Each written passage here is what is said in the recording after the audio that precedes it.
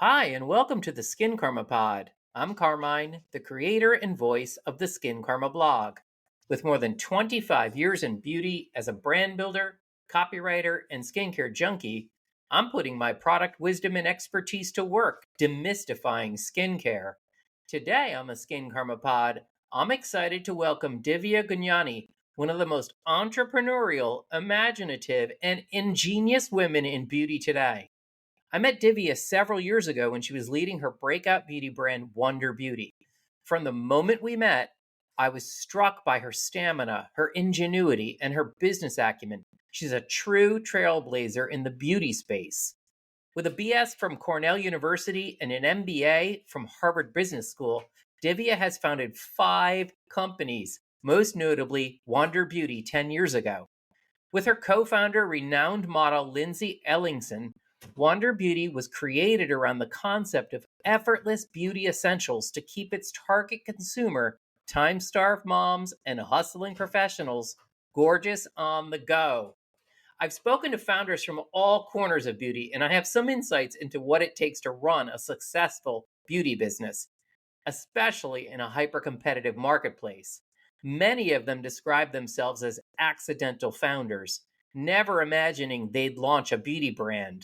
It's not surprising to me that this serial entrepreneur began her career in investment banking at Goldman Sachs, but I'm sure it's been instrumental to her success time and again. I don't think Divya is an accidental founder. Divya's latest venture is a fragrance brand, 5 Cents. It's fueled by the concept that a fragrance should be versatile and capture your daily vibe, your ever changing energy. Divya founded 5 Cents to create fine fragrances that are as dynamic as you are. She wants you to think of it as your daily mood bottled. I love the brand and was fortunate to work with Divya on the original concepts behind it. New fragrance brands don't come about every day, and certainly nowhere near as often as skincare brands do. As we're recording, fragrance is the hottest category in all of beauty, but that wasn't exactly the case 2 years ago. Divya's foresight was spot on, again. I'm super excited to pick her brain and so honored that she's taking time out from her duties as a full-time entrepreneur, multiple company founder, and mom of 3. Let's talk to Divya. Divya, hi. I'm so happy to be here. Yay, I'm so happy to see your face. Likewise. So let's hop into it. There's so many things I want to ask you. I have always wanted to ask you because I've always been so impressed. Honestly, I really think of you as an ingenious founder. Like you're always seeing insights and seeing things. And, when we worked on the development of your fragrance brand, I was like blown away by, a lot of the stuff that you shared with me. And it was just fascinating. I've talked with a lot of founders and, a lot of them describe themselves as accidental founders. And I don't think that you are an accidental founder by any stretch of the imagination. I was an accidental founder. It's so funny, Carmen. When I grew up, my father was an entrepreneur. And I saw the instability in our life. Like highs were high, the lows were low, business was great, buildings were getting built, things were like expanding, then business was falling apart, then people were going, and my father was in the garment business, and people were going direct to India instead of using people like him who had factories in India and were importing goods into America and then reselling to the big department store chains. So I experienced that wild ride as a child, and I was like, I want to have 2.2 kids with a white picket fence in a house with a stable job that has a paycheck. I live in an apartment in Miami. I have 3 kids, and all logic has gone out the window, and I've co-founded 5 companies and sold 3. So there you have it. So wait, let's talk about where'd you grow up? I grew up in Long Island. Oh, wow. In the suburbs of Manhattan, yeah. Okay, cool. You're not the first beauty founder that I've talked to from Long Island. No, definitely not. That's so Although wild. No one looked like me in Long Island when I was growing up. So the standards of beauty were very different when I was growing up than they are today. Yeah. What were you like a beauty junkie when you were a kid? What did you imagine? So funny. So my mom is just this like environmentalist, everything natural, organic, like your quintessential Indian yoga inspired human. And she never, so my biggest pet peeve is as a teenager when I was getting acne, all I wanted to use was Neutrogena. I wanted to use the Neutrogena gel foaming acne prone cleanser, just like all my other friends who are getting acne, but my mom would not let me use it. So everything in my beauty routine pretty much came from our garden.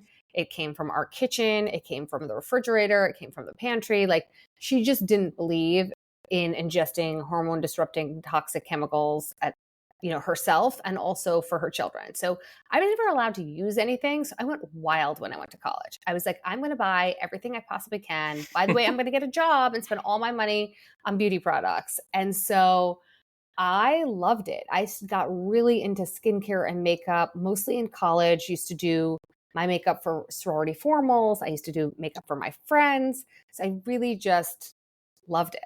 Like, loved it, loved it. That's wild. And you went to college in upstate New York, At Cornell, right? yeah. To Cornell? Oh, that's so cool. I went to college in central Massachusetts, and I had a friend at Cornell, and I used to drive my first car from from Worcester to Cornell. Yeah. And this car needed more oil than gas. And I had a case of oil in the trunk, and You were prepared. every 45 minutes I had to stop and put a can of oil in the front, Wow. That was crazy. But I loved that campus. I used to love going out to visit her. So you got your BS from Cornell, and then from there you went to Harvard Business School. From there, I went to Goldman Sachs in investment banking. Slept under a desk, loved every day of it. Learned the basics as, the lowest human being on the totem pole at Goldman Sachs, analyst graduating college. And then went into private equity, invested in late stage companies, went into venture capital, invested in early stage businesses.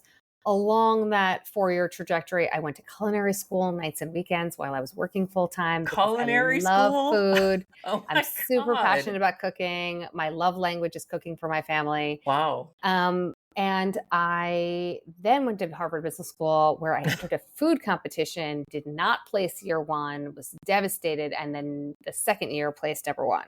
So I was, dedicated and driven and determined to do well in my cooking endeavors. I cooked a lot when I was in business school. I cooked for all my friends. I used to have them over.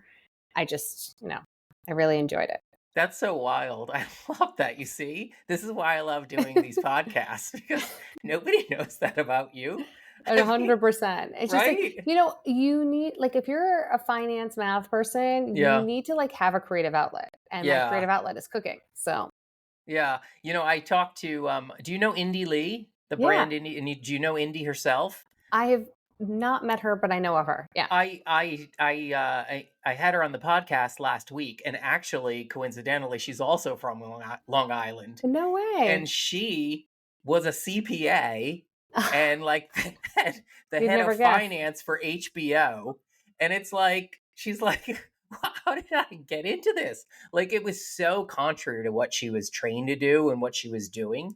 And to your point, she was saying how she needed something creative and realized that was something that she wasn't really tapping into and focusing on. And she started gardening, and she, built a greenhouse behind her home.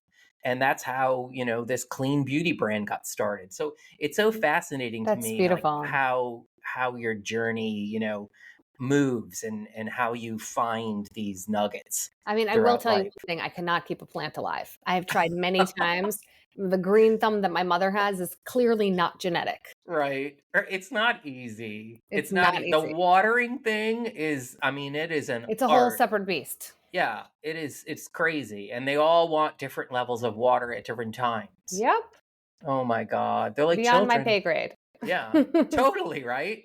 And a couple of weeks ago, I was speaking to Deanna Kangas.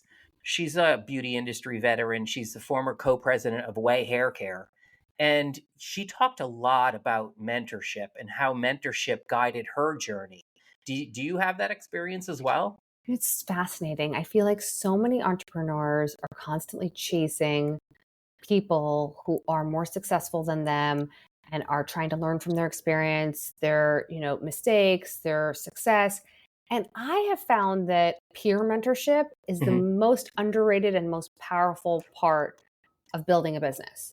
When you connect and engage with people that are in it with you, along the journey. I Yeah. genuinely believe that tactical knowledge, that strategic knowledge is more pertinent than someone who potentially hasn't done those things and is so far removed, 15 years past. So my experience is mentorship is incredibly powerful. Building a network is incredibly important. I will say network to get work, because you build your network and opportunities arise. But I do believe that peer mentorship for me personally, having a lot of beauty founders that I'm friends with and founders I've invested in through my investment vehicle, Concept to Co, have really helped guide my journey and have taught me a lot. And I've grown a lot from that experience. That's awesome. That's so good to hear. Thank you for that point. Let's talk actually about Wander. That was your first business, right? No, that was my fourth business. What? So what were the first three? The first one was in auto parts. Second one was in the culinary space, culinary media company before its time, before Instagram. Yeah. And then I built a tech business, which focused on fashion accessories and private label beauty. And it was a subscription service. I sold that company to QVC. And then when I had 2 children within 2 years, I was time-starved, exhausted, and putting on my makeup on the F train subway in Manhattan from the Upper East Side. You were one of those? Where my Manhattan apartment was, to Midtown Manhattan. I looked around and I was like, there are other people on the subway doing their makeup. And when I go to SoulCycle and do my skincare and wash my face and put on my SPF, like, a lot of other people are doing the same thing. And so there needs to be a brand for time-starved women on the go. Skincare and makeup essentials they reach for wherever they wander. And that's literally where we came up with the concept of Wander Beauty, Lindsay and I. And we co-founded Wander and built it and scaled it, and most recently sold it in February this year. That's amazing. Wow, I didn't realize that. I was going to ask you, were you the target customer? And you were. You totally were. It's so interesting. We really focused on women who are time-starved and on the go, and that really spanned a wide range of age groups. But our core demographic really always has been kind of 25 to 54. Yeah. That's really our sweet spot of like the time-starved young professional, mom, that kind of customer group of just being on the go. And they want multitasking, good, clean beauty essentials that keep them gorgeous on the go. And that's really the DNA of the brand. And we stayed true to that DNA from the minute we launched with this multi-sided on the glow blush and illuminator. I remember that till product. Today. Yeah, till today. It's literally in the baggage claim gold eye mask. Like, we really have stayed true to our DNA of gorgeous on the go. That's the lane we play in. That's the space we own. And that's really worked for us. My baggage claim eye masks are in my travel bag and are always in my travel bag. And I'm going to LA this weekend, and I know I'm going to have them on the plane. Fantastic. Yeah, totally. Gotta nourish those under eyes. It's like, I call those coffee for your face. They literally depuff, brighten, and hydrate. And once your under eyes look alive and awake, your whole face looks alive. Yeah, totally. So I have always made note of the fact that you're ahead of trends. I mean, seriously. And, and I was thinking, when you launched Wander 10 years ago, it's been about 10 years, right? When you launched Wander 10 years ago, there was another huge trend, and that was these single note products from the Ordinary and the Inky List. They both launched around that same time. And that is kind of contrary to, what they were doing. Was it that you were filling a customer need in the moment and ignoring that particular trend? Because you were ahead of a trend which was against that, like consolidating steps and consolidating products. And so, like, I just want to understand. So I believed that the current market at that moment, like K-beauty, was exploding, right? And people were like, Korean beauty, 10 steps for your skin, 5 more steps for your makeup and 10 more steps for your hair. I was like, I'm a time-starved mom of 2 young children. Like, I look exhausted 24 hours a day, 7 days a week, no matter when you catch me. I just want to look like the best version of myself. When you look at me, this is the best version of me that is like polished and what I call pretty. It happens in a minute and a half with a stick. So that's my beauty routine. The average woman is actually spending 15 minutes on her beauty routine. And so we tapped into that customer. There are enthusiasts who spend a lot more time. Yeah. And there are people who have a lot more steps and routines, and that's wonderful. But for my particular lifestyle and for my co-founder Lindsay's lifestyle, she was time starved and on the go for different reasons than I was. I was, working, going to an office, taking care of children, nursing, cooking, cleaning, doing all the things. And she was on planes, trains, and automobiles modeling professionally. And so I think that use case of being time starved and on the go, what is your most precious commodity? Your time. Yeah. I saw that women were becoming more active, more health conscious, and, cared about their beauty routine, wanted to look like the best version of themselves. Like, to me, artistry was this, I want to look like someone else, or I want to transform myself, or I want to look like for a special occasion. Like, I value all of that. But my day-to-day life was fuss-free, foolproof, do-it-yourself beauty. And I tapped into that market because I felt that I identified and understood that market. Yeah. And so there were a lot of things happening on the perimeter with Korean beauty, with artistry, with many steps that I value, and there's a place for all of that. But for me personally, I saw the white space for us, and we really went deep on that white space. Yeah, you really did. And the brand continues to thrive in that space. And be multitasking. Like, I don't want to, as a consumer, I consume a lot of things, and I don't want to consume a lot of things. I care about the environment. I care about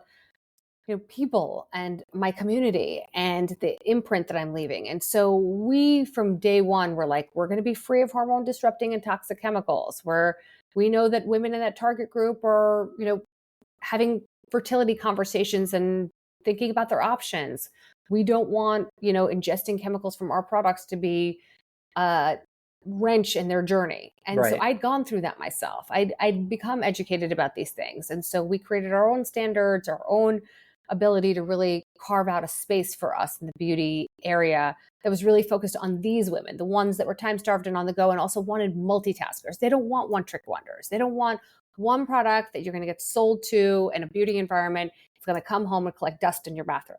Right. I reach for this every single day. Like, that's amazing. There's probably like not a day where I don't use this. Right. And so many of my customers are the same way. Yeah. They're like, I just want a little lip, a little cheek, like a little look alive, and this is it. Without all the nonsense. Right. And it's, it's a 4-in-1, right? So you got your lip and cheek formula on one side. So your lips are done, your cheeks are done, you get a flush of color. This is petal pink because I wanted a little, pop. And then you have your nude glow illuminator, which is, not your disco ball glow. It's your radiance. It's that post-yoga glow that you can use as a cream eyeshadow. You can use as a highlighter. You can use it on your face, your neck, your body. It's clavicle season coming up right now. So we're going to get the clavicles out and put it there. Just things that, instead of buying a lipstick, a blush, a cream eyeshadow, a highlighter, get one thing. Yeah. Saves you time, saves you space, saves you money. So let's shift to your background in finance and investment. And, before jumping into entrepreneurship and founding Wander, how did that shape how you built Wander differently? Like you said that you talk to other founders all the time. Like, do you see your background as informing the launch of Wander and the success of Wander differently 100%. than how others do? And you know what's interesting about that is that it didn't come to test in a very meaningful way until COVID. And that was really what set my skill set and my leadership apart from what I kind of saw was happening among a lot of my other founder friends. So a lot of founders are incredibly creative. Yeah. And I wish I was that person. I'm actually not that person. So I see trends, I see white space, I like to create, but if I look at myself, I don't give myself a high grade for being incredibly visual and great at Pantones and colors and packaging, and like all of my love goes into the formula. Like the science, the ingredients, the efficacy, the use case. Like, I'm more of that tangible experience of innovation and product development. Creative in terms of aesthetics is not my strong point. But what do you do when you're a founder? You look at your skills, you write down what you're good at, you say, okay, I'm not great at these other things, and you bring a co-founder or key people into your team to help your journey. So I brought Lindsay, who is amazing at that. Visuals, photography, video, that's her skill set. That's not my skill set. And so my skill set being an analytical person was that I always was very disciplined with managing the cash of the business and thinking about growth and making investments in growth. And I think during a time like COVID, where everything shut down, warehouses were closed, retailers were down, DTC business was the only thing that was happening. Yeah. That financial discipline of not going bankrupt during COVID, or not having to get, not being over leveraged, not having debt, like all of those things saved us. And that financial discipline came from that financial training that I got post graduation in the finance world. Right. Great. That's such a great point. Like, Mm-hmm. and so many brands didn't survive that. Correct. Yeah. And today you're seeing brands shut down every day. Or even Yeah. as an investor, I'm looking at brands constantly, and I'm, seeing brands that have raised $10 million and have, $5 million in sales because they have nothing to show for the $10 million that they raised. Right. Yeah. So let's talk about Wander and the acquisition. Are you still involved? How are you involved, and Yes. how has it changed? So everything has changed because Okay. when you're running a business, the only constant is change. Yes. We have now been acquired by Nameless CPG. They're based in Texas. It's been an amazing experience. Really love the team there. I say this from a genuine place. Like, I enjoy spending time with them. I enjoy working with them. I'm learning. I think we're bringing a much more rigorous discipline to the business than we had before. Mhm. We were so focused on growth, but yet profitability was important. Now it's like really focused on profitability and like, how can we build a long-term sustainable business that stands on its own merit and doesn't rely heavily on a lot of marketing, or a lot of, like, really tapping into what I call old school levers, which is like word of mouth, influencer marketing, like these things, as opposed to paid spend, out of home advertising, things like that. So it's a learning lesson. We've changed a lot. We've moved our warehouse. We've changed, some agency relationships. It's been it's been a lot of change, and I'm enjoying it, and I'm learning. I'm growing through what I'm going through. Did it free you up to start 5 Cents? So that's a really good question. I started 5 Cents years ago as a passion project.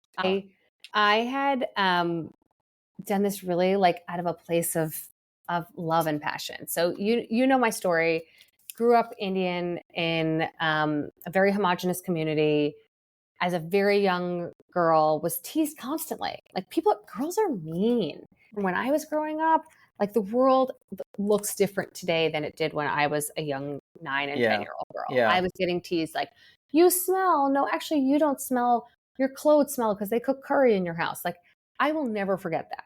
Like, I started wearing perfume at age 9 and 10 because my father used to travel overseas for his garment business to factories. And there were no direct flights from New York at that time. He used to go through Charles de Gaulle in Paris, and he went through London Heathrow in London, and he would buy duty-free perfumes for my mom, and he'd buy these little mini designer perfumes for me. And that became my emotional wardrobe. Like, I basically wore perfume as a form of self-expression, as a form of channeling confidence, because I didn't feel confident and comfortable in my own skin. I felt insecure. I felt teased. And I went into fragrance because my mom wouldn't let me wear makeup. And my mom wouldn't let me do anything. Right. So she wouldn't even let you use acne cleanser. No, she didn't. And so, she wore perfume. So for some reason, perfume was allowed. And so I wore perfume, and that was my form of self-expression. That was capturing my ever-changing energy. That was punctuating my outfits. It was capturing my mood. And as I started my career, I then developed what I call like a signature scent. Like, I wore my signature scent during the day to work, or my signature scent for date nights.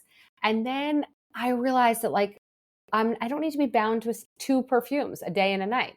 I can explore and see so much more out there. And then I went through that fertility journey of trying to get pregnant and, unfortunately not having it happen as quickly as I would have liked. And during that process, I became incredibly educated. And I also suffered from an autoimmune condition, which rendered me allergic to all of my skincare products, body care, hair care, all my fragrances. Like, fragrance became a real allergen for me. I would wake up in the morning, my eyes were sealed shut. I had severe allergies. I had to see multiple doctors. I had to eliminate everything in my beauty routine across all categories. It wasn't until I came out on the other side of that many years later, so I started to shop only clean fragrance. And you and I both know clean fragrance is wonderful because you're not putting parabens in your system and not putting phthalates in your system. And you're not ingesting endocrine disruptors via your skin, which is your largest organ. However, they don't have the sillage, the projection, the longevity, the storytelling of my designer fragrances that I grew up with, that I was so passionate about. And I was like, here's the white space, Carmine. Like, you know how I like entrepreneurs see things others don't see. They do things others don't do. I saw the white space. And again, I was the use case and I was the customer. And I said, how come women don't have this choice of like, I want to have children. I want to go through this fertility journey. I also want to wear fragrance and feel super self-confident, but I want to wear something clean that like tells the story of me and captures my mood bottled. And that's where we came up with 5 Cents. And you saw this from the very beginning. Yeah. Lit is my favorite. Oh my God, I'd love to hear that. So earthy and green. Happy Tears is our more recent, it's our newest launch. It's a warm floral. I just got my hands on it. Thank you. This is literally like, this is sunshine in a bottle. This is happiness. It's life's happiest moments blended and bottled. And there's how many? 6, 7? I think we're at 7. Yeah, I think you're at 7. You started with 5, right? We started with 5. Yeah. We added Into Deep and we added Happy Tears. Yes. It's fantastic. I love it. I love everything about it. The package is incredible. I love that they're not overbearing. No, it's just it's a very different experience in fragrance. It's a sensory experience in fine fragrance. So from the minute you see the visual, it's not like other clean brands. It's not that clean, plain font with that clean white bottle and the clear bottle aesthetic. Like it is something that ignites your senses. Yeah. And, captures your mood bottle. Every fragrance captures a mood, right? Yeah. And so Life of the Party is confidence in a bottle. Happy Tears is joy in a bottle. Like each fragrance is kind of channeling that deep emotion that you feel. And Lit is Carmine in a bottle. Literally. Yeah, literally. Let's talk about Concept to Co. I'm super fascinated by that. So you mentioned it. What is it? And so that's my investment vehicle where I invest and build companies alongside other entrepreneurs. So I've invested in about 80 different companies through that vehicle with my own capital. It's only my own money. It's basically me being a part of the entrepreneur ecosystem, building, growing, and selling companies, taking that capital, putting it back in the ecosystem to support diverse founders. And writing them checks and providing them operational and strategic guidance and helping them build. And guess what? I'm learning a lot alongside all of them. Oh yeah, I'm sure. So what are you seeing, out there in trends that excites you? Is it longevity? Is it wellness? Is there something else going on that's fascinating? So I'm heavily invested in beauty and personal care because I love it. I am also, in tech and some other, sectors, more broad consumer stuff. But in beauty, I mean, I love clean color. I think there's still an opportunity there. Tower 28 is one of my investments, and I love the business that Amy's building. I'm so happy to be part of that journey. Topicals is another company I'm invested in, and that's kind of democratizing and revolutionizing, pain points in skincare. Yeah. So everything from like ingrown hairs to hyperpigmentation, like really taking a targeted approach to disrupting skincare and also clean. So Alameda is an incredible force in this space. And I've made some bets in hair. Most recently, I just invested in a hair company that's going to be launching in Sephora. So I'm excited about that. Again, hair is hot, right? Yeah, it's sustainable. It's a really attractive price point. It's something that I'm very excited about. And so I'm just, continuing to see what I think is interesting. And more than anything at this stage, it's backing founders that I really feel like have a vision. And I'm aligned with that vision. And I see them as capable leaders, able to hire the right team members to execute that vision and grow the business. But ultimately, brands are built by people. Outstanding businesses are built by outstanding people. You got to bet on great people and you're going to get a great outcome. That's awesome. Are you seeing your role as, playing a role that you wish you had when you were first starting out? For sure. Yeah. I feel like I have learned a lot over running businesses, running 5 companies, selling 3 of them, everything from fundraising every which way. I've raised every type of capital, angel funding, venture funding, private equity money, family office money, you name it, I've done it. I actually wrote a book. It's just a short digital guide. It's available on Amazon. It's called Pitch Perfect, Founder's Guide to Fundraising for Startups. I'll put the link in the show notes. Yeah. And it's just crystallizing everything I've learned on that journey of sitting on both sides of the table. I'm an investor. I look at companies constantly. I see it with an entrepreneur's lens. I see with an investor's lens and also an entrepreneur's lens. I've also sat on the other side and I've also raised money. So I know how to go into these meetings and pitch and do whatnot. So I kind of put all of that knowledge together in a digital guide, which I hopefully think will be helpful for entrepreneurs that are on that fundraising journey. I'm sure it would be. I know that people are always trying to figure out where to go for the right advice. And it's so hard.